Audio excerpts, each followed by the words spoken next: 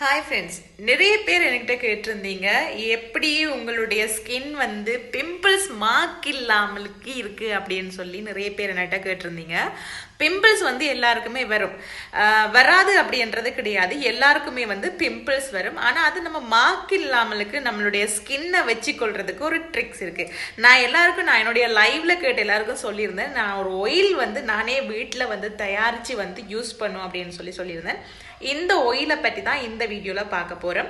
So oil எப்படி தயாரிக்கிறது என்றதுக்கு முன்னாடி இந்த ஆயிலை நான் எப்படி யூஸ் பண்ணுறது அப்படின்றத ஃபர்ஸ்ட் உங்களுக்கு காட்டுறேன். ரைட், இந்த ஆயில் வந்து பிம்பிள்ஸ் வந்து எங்கெல்லாம் உங்களுக்கு வந்திருக்கோ அந்த இடத்துல, உதாரணத்துக்கு பார்த்தீங்கன்னா இங்கெல்லாம் எனக்கு பிம்பிள்ஸ் இருக்குது. ஸோ இந்த இடத்துல வந்து இந்த ஆயிலை வந்து இப்படி தடவிடுவேன். ஓகேவா? தடவுனா எனக்கு அடுத்த நாள் இந்த இடத்துல இருக்கிற பிம்பிள்ஸ் வந்து பெருசாகி அது அப்புறம் உடைஞ்சிரும். பிம்பிள்ஸில் இருக்கிற அந்த இது வந்து உடைஞ்சிடும். அப்போ உடைஞ்சதுக்கு அப்புறமும் நான் ஒரு 2-3 நாளைக்கு தொடர்ச்சியாக அந்த ஆயிலை வந்து பூசுவேன். ஓகேவா? அதுக்கப்புறம் அந்த மார்க் வந்து அப்படியே இல்லாமல் போயிடும். காயங்கள் இருக்கிற மார்க் வந்து இல்லாமல் போயிடும். நமக்கு வந்து எங்கேயாவது காயங்கள் இருந்ததுன்னு சொன்னால் அந்த மார்க்கெல்லாம் வந்து இந்த ஆயிலில் வந்து இல்லாமல் போயிடும்.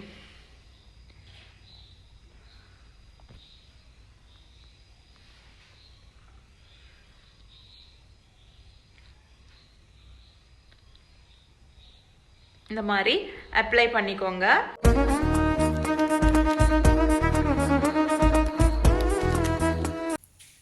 தேவையான பொருட்கள்: கல்லுப்பு, ஒரு மேஜக்கரண்டி கல்லுப்பு எடுத்திருக்கேன். நல்ல சுத்தமான கல்லுப்பாக எடுத்துக்கோங்க. சுத்தமான வீட்டிலே விளைஞ்சி அரைச்சி எடுத்த மஞ்சள் தூள், விரலி மஞ்சள். அப்படி இல்லைன்னு சொன்னால் நீங்கள் விரலி மஞ்சள் கடையில் சரி வாங்கி நீங்கள் வீட்டில் அரைச்சி எடுத்துக்கோங்க. அதே மாதிரி வீட்டிலேயே கொப்பரை தேங்காய் எடுத்து காய்ச்சி எடுத்த தேங்காய் எண்ணெய். கடையில் வாங்கின தேங்காய் எண்ணெய் கிடையாது, இது வீட்டில் செஞ்சு எடுத்த தேங்காய் எண்ணெய். இது நீங்கள் கடையில் வாங்குகிற இடத்துல சுத்தமான தேங்காய் எண்ணெய் அப்படின்னு சொன்னால் பரவாயில்ல, நீங்கள் அதை யூஸ் பண்ணிக்கொள்ளலாம். அப்படி இல்லைன்னா கொஞ்சம் வீட்டில் நீங்கள் கொஞ்சமாக தேங்காய் பால் எடுத்து காய்ச்சி சரி யூஸ் பண்ணிக்கொள்ளுங்க. அடி கனமான ஒரு பாத்திரத்தை எடுத்துக்கோங்க. இதில் கல்லுப்பை போட்டு நல்லாவே கொஞ்சம் இடித்து விட்டுருங்க. இந்த மாதிரி நொறுக்கி விட்டுருங்க.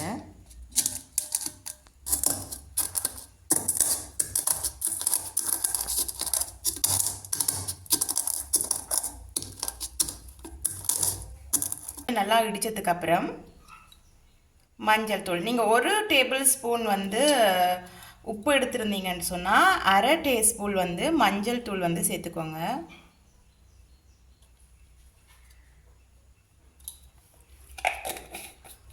இப்போ 4 டேபிள் ஸ்பூன் அளவுக்கு தேங்காய் எண்ணெய் சேர்த்துக்கோங்க.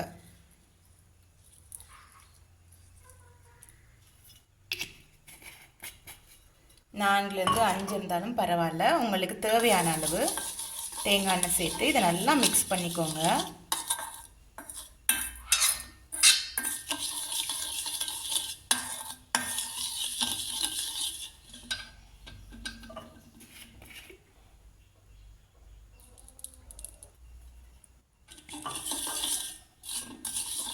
நல்லா மிக்ஸ் பண்ணிவிட்டு இதை அப்படியே நீங்கள் குறைஞ்சது 24 மணித்தியாலத்துக்கு இப்படியே மூடி வச்சிடுங்க. இதை நல்லா மிக்ஸ் பண்ணிவிட்டு அடுப்பில் மிதமான தீயில வச்சு சூடாக்கிக்கோங்க.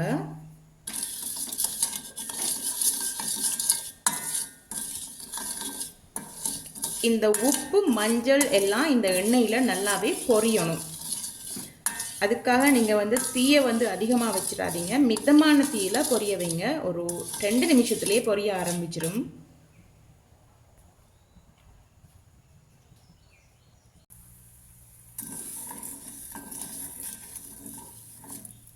நல்லா மிதமான தீயில் நல்லாவே பொரிய விட்டுருங்க.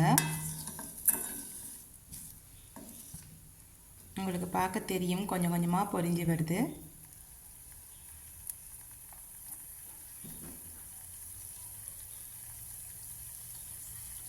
நல்லாவே இப்படி பொரிய விட்டுருங்க. பொரிய குழந்தை சலசலப்பு வந்து போகும் வரைக்கும் விடுங்க. சலசலப்பு போனதுக்கப்புறம் இதை ஆஃப் பண்ணிவிட்டு அப்படியே 24 மணித்தியாலத்துக்கு திறந்தே விட்டுருங்க.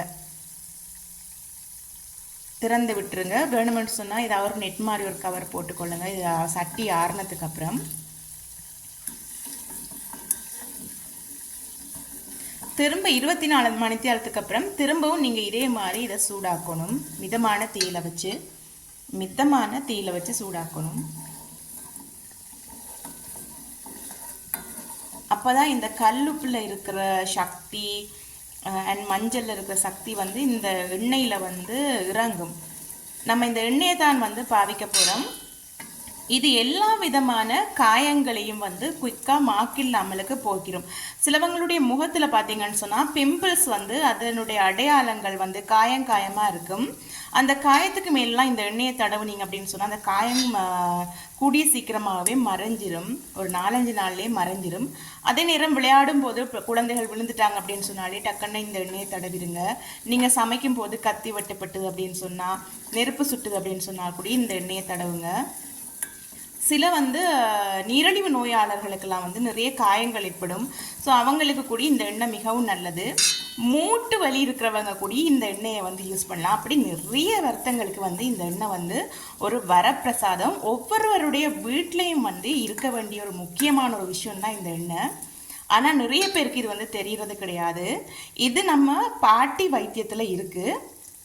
ஆனால் இந்த எண்ணெயினுடைய மகத்துவம் தெரியாமலுக்கு நம்ம நிறைய பேர் வந்து இன்னமும் வந்து ஆங்கில மருத்துவத்தை வந்து சார்ந்து இருக்கோம். இதில் எந்த ஒரு சைடு எஃபெக்ட்ஸும் கிடையாது. சிலவங்களுக்கு பார்த்தீங்க அப்படின்னு சொன்னால் உட்கார்ற இடத்துல வந்து காயங்கள் வரும். அது வந்து அவங்களுடைய நீரிழிவு நோயாளிகளுக்கு தான் வந்து அதிகமாக அந்த காயங்கள் வர்றதுக்கு காரணம். ஸோ அவங்க கூடி இந்த எண்ணெயை வந்து அந்த உட்கார்ற இடங்களில், அதாவது அவங்களுடைய பின்பக்கத்தில் கால் இடுக்குகள்லாம் வந்து பூசினாங்க அப்படின்னு சொன்னால் அந்த காயங்கள் வந்து மறைஞ்சிரும். இந்த மாதிரி நல்லா கொதி அடங்குனதும் ஆஃப் பண்ணிடுங்க.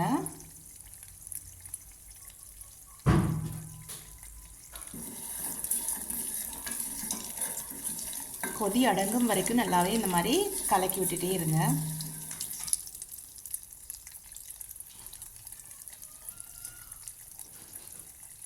இதை உடனே பாவிக்கலாமான்னு சொல்லி கேட்டிங்கன்னா ஆமாம் பாவிக்கலாம். ஆனால் இன்னொரு தடவை நீங்கள் சூடு பண்ணிவிட்டு ஒரு பாட்டிலில் ஸ்டோர் பண்ணி வச்சிங்கன்னா நல்லது. குறைந்தது 48 மணித்தியாலத்துக்கு இதை அப்படியே ஊற வச்சுருங்க.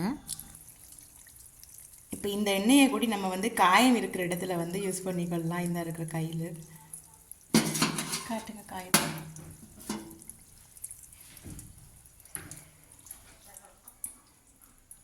எங்கேதான் இதில் வந்து வெட்டுப்பட்டிருக்கான் அவங்களுக்கு இதில் பூசிடலாம்.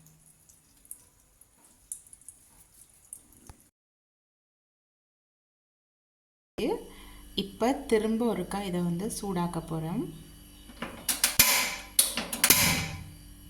மிதமான தீயில வச்சு ஒருக்கா திரும்ப சூடாக்கிட்டு அதுக்கப்புறம் வந்து ஈரலிப்பு இல்லாத ஒரு போத்தலில், கண்ணாடி போத்தலில் போட்டு வைங்க. பழைய கண்ணாடி போத்தலில் போட்டு வச்சிட்டிங்கன்னா என்ன காயங்களாக இருந்தாலும் எல்லா காயமும் வந்து கூடிய சீக்கிரம் மறையக்கூடிய ஆற்றல் வந்து இதுக்கு இருக்குது. அது மட்டும் இல்லை, அடிப்பட்ட இடங்களில் வந்து வீக்கங்கள் வராமலுக்கு தடுக்கும். முள்ளு குத்தி உள்ளுக்குள்ளே போயிருந்தது, உள்ளுக்குள்ளே போயிடுச்சு, ஆனால் அந்த முள் வந்து வெளியில் எடுக்க கஷ்டமாக இருக்குது, வலி இருக்குது அப்படின்னு சொன்னால் இந்த எண்ணெயை தடவிட்டு ஒரு பஞ்சில் எண்ணெயை நினச்சி அந்த முள்ளு குத்தின இடத்துல வச்சு கட்டிட்டிங்கன்னா அடுத்த நாள் முள் வந்து முன்னோக்கி வர ஆரம்பிச்சிடும். அதுக்கப்புறம் முள்ளை வந்து ஈஸியாக வந்து எடுத்துடலாம். அவ்வளவு சக்தி வாய்ந்தது இந்த எண்ணெய். ட்ரை பண்ணுங்கள். வீட்டில் கட்டாயம் நீங்கள் எல்லாரும் வச்சுருக்க வேண்டியது. அதே மாதிரி முகப்பருக்களுக்கெல்லாம் பூசி நீங்கள் உங்களுடைய முகத்தை கூட நீங்கள் பொலிவாக வச்சுக்கொள்ளலாம். நல்லாவே இந்த மாதிரி திரும்ப கொதிக்குது. சூடானதும் இந்த உப்பு மஞ்சள் இதில் இருக்கிற அவ்வளோ தன்மையுமே வந்து இந்த எண்ணெய் உறிஞ்செடுத்துடும்.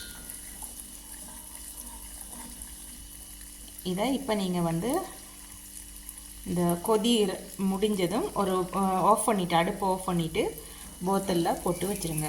அந்த எண்ணெயை போத்தலில் போட்டு வச்சிங்கன்னா சரி.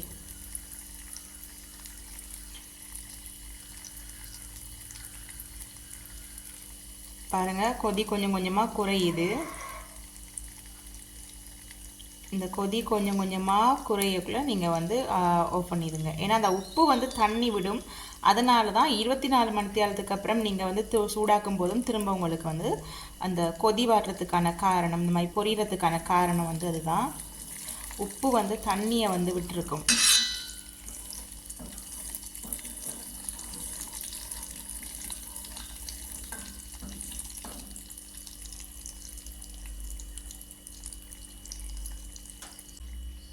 நல்லாவே கொதி அடங்கிட்டு இப்போ பார்த்தீங்கன்னு சொன்னால் உங்களுக்கு நல்ல வாசமும் வரும். இந்த என்ன மஞ்சளுடைய வாசம் கொண்டு வரும் உங்களுக்கு.